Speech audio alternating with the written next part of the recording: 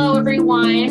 This is Brittany from ABC Today, and we have another interview for you. Whether you're watching this in the morning, afternoon, or evening, we hope you find this interview with Tameka very informational, with information regarding her career path and what she does at Southeast Missouri State University. So I'm going to pass it on to Tameka to provide you more information about her job title and her everyday duties at Southeast. Okay, well, again, my name is Tameka Randle. I am the Assistant Director of Educational Access and Outreach Programs. Well, she wants me to talk about what I do every day. Well, that changes. So it's unexpected of what I'll be doing every day, but I can kind of give you an idea of what the program I oversee or assist in overseeing does. I work with students within the local area and within St. Louis, some of our partners, to help them provide scholarship opportunities for them. Many of them minority students could be that we work with.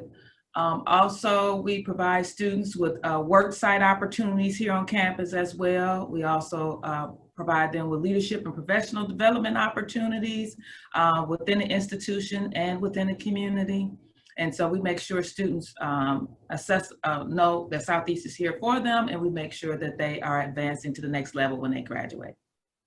That's awesome. You're educating me more about what you do. That's so cool. Now, can you provide me just kind of your journey to get to where you are now? Like, you know, what did you go to school for? How did you end up being present where you are right now?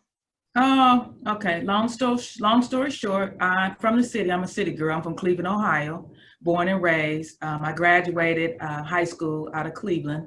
I earned a basketball scholarship to Eastern Michigan University.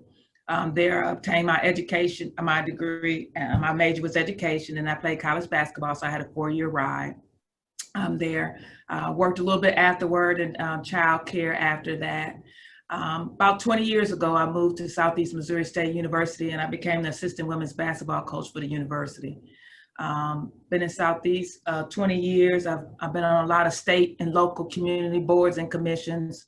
I lead a couple organizations right now. I serve as the VP for our ACT Council for our state. I serve as Gibson Center president. I'm the chair of the Gibson Center board.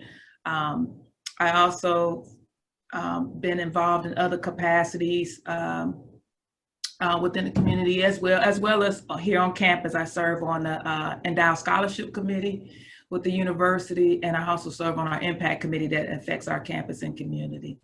I returned to the university about 10 or 12 years ago, working a good portion of my time at Cape Central High School, making students aware of what options are available for them after high school. Then I merged more into working more with higher ed students here at the university and building partnerships like with Big Brothers Big Sisters to provide leadership opportunities and hopefully potential work site opportunities for students. So that's a small snippet of the 20 years I've been here. Hey, I love it. I think it just shows that every journey is not just very straight and narrow. You know what I mean? Like sometimes people think that's what life should be like, and it's not straight and narrow. I can tell you that much. But yeah. So a little bit of advice I would give, like always have a plan, but be open to other opportunities to learn and utilize your skills and make sure they're transferable. So I've kind of related a lot of things to basketball, and then when I became a leader and related a lot of things to that when I work with students. Skills are transferable, and then students have to know, what are my skills, what are my strengths, how can I use them in different areas and arenas so I can do a great job and I can enjoy what I'm doing.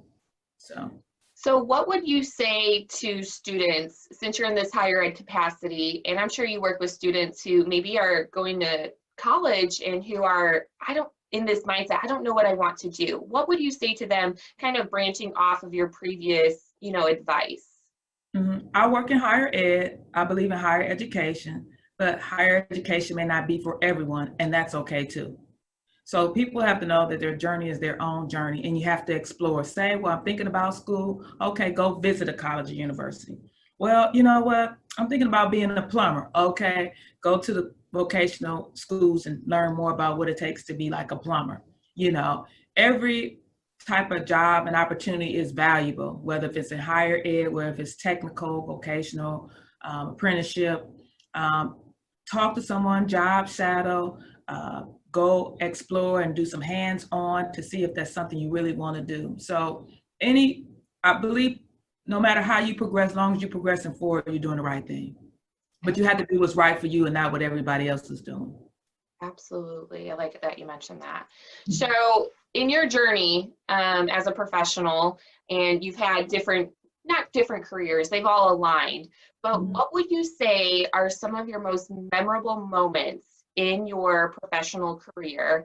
And what are some moments that maybe were a little more difficult for you? The most memorable moments, I would say, I would give you an example now. So I have a grad assistant. Her name is Naomi.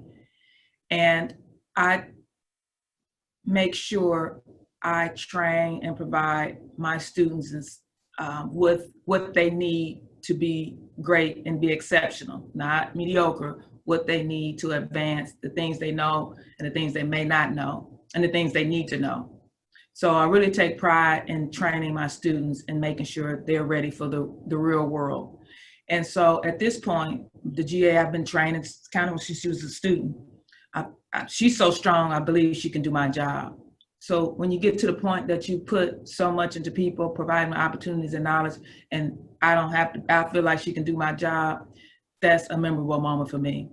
So whatever I ask her to do, me and her more so, even though I supervise her, but we partner and work together to make decisions. That's how you empower people. So the most memorable times I have, if I can empower a student, and I don't care if they're doing greater things than me, because that's most important to me, how they can excel even beyond me, because I may need them later.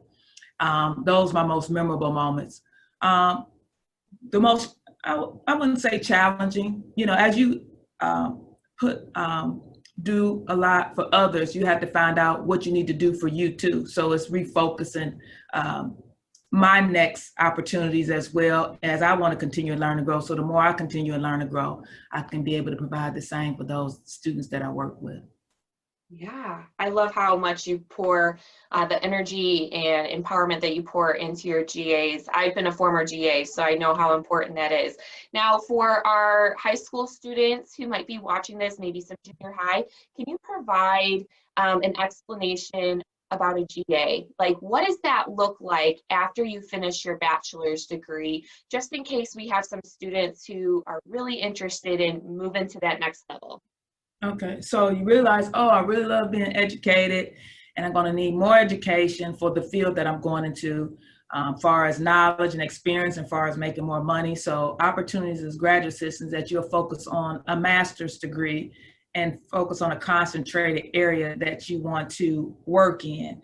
And being a grad assistant, they will pay for you to go to school to be able to do that, and pay for your courses, as well as pay for you to work within the office. So when I mentioned Naomi, she works and she leads our worksite program within the program that I assist in supervising. And so you have a lot of professional development opportunities, and you get a chance to advance in your education. And that's just making yourself more marketable. So one thing I would recommend, don't do just one or two things, because you want to be more marketable and be competitive. And you have to think outside your area in which you live, because it's a competitive region, state, and across the United States, internationally as well. So think beyond just where you live and where you stay. It's about how you want to excel if you was to go somewhere else in the country. That's great advice. Very great advice. And so when you're pouring all this, love and energy into GAs and your student workers, how do you stay well in your career? And what do you do to just make sure you're centered and you can always be the best version of yourself each day?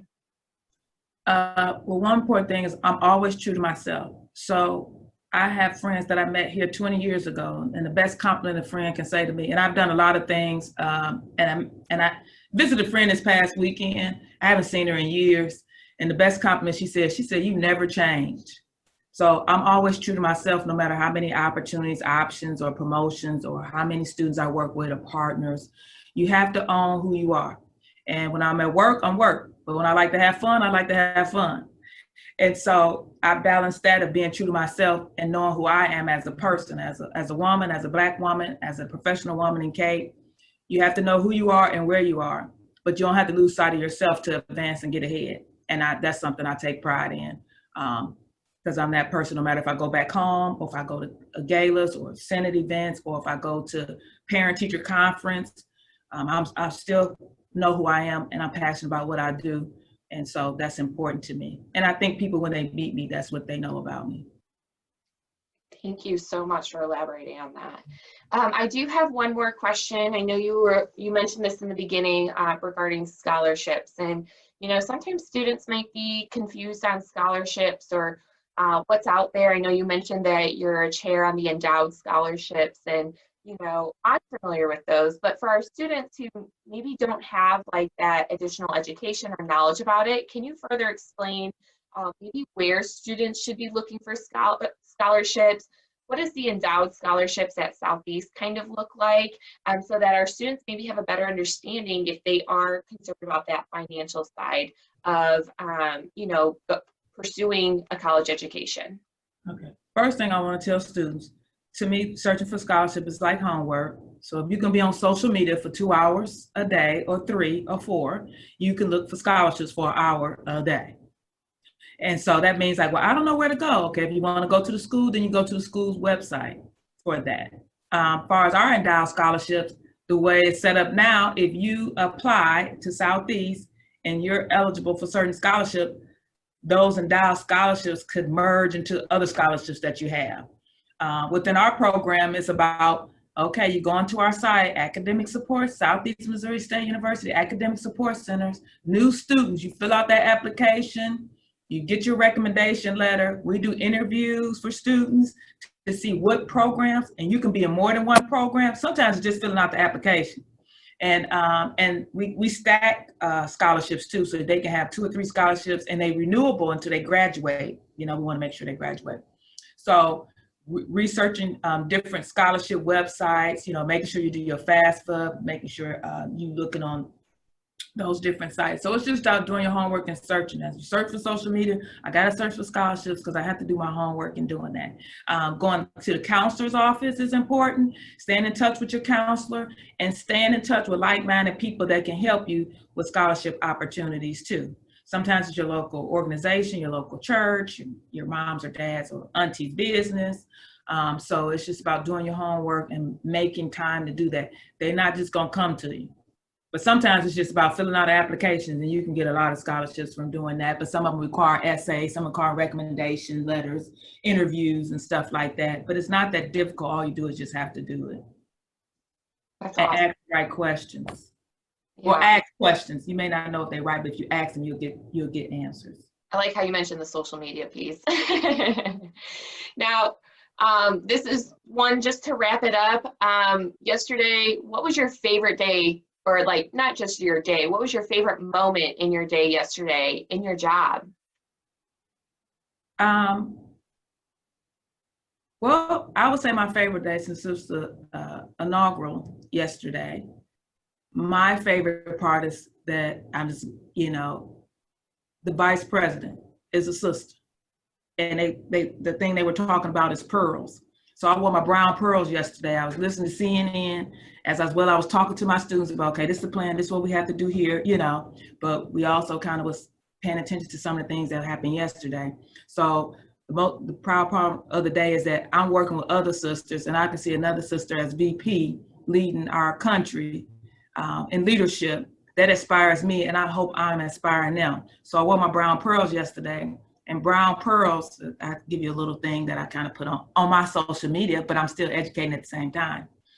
Brown pearls, also known as chocolate pearls, are great representations of dependability, stability, harmony, protection, comfort, elegance, security, healing, and reliability. So strengths are in symbols and strengths are in people. And so it's important that if we're doing the work to serve and help others, that we strengthen each other in doing that. And you have to strengthen yourself and motivate yourself as well. So that was the most impactful, powerful of my day for me to witness. And then I hope to be a witness for the young ladies that I've been working with yesterday.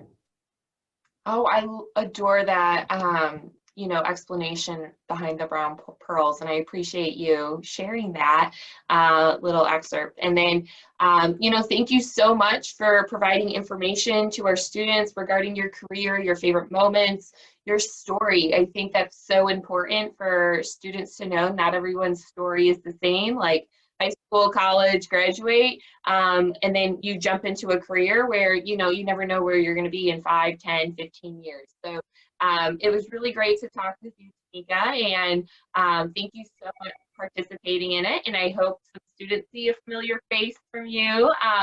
And, hopefully, down the road, you'll be working with maybe some of our students or you're empowering them as well. So thank you very much. Okay, thank you.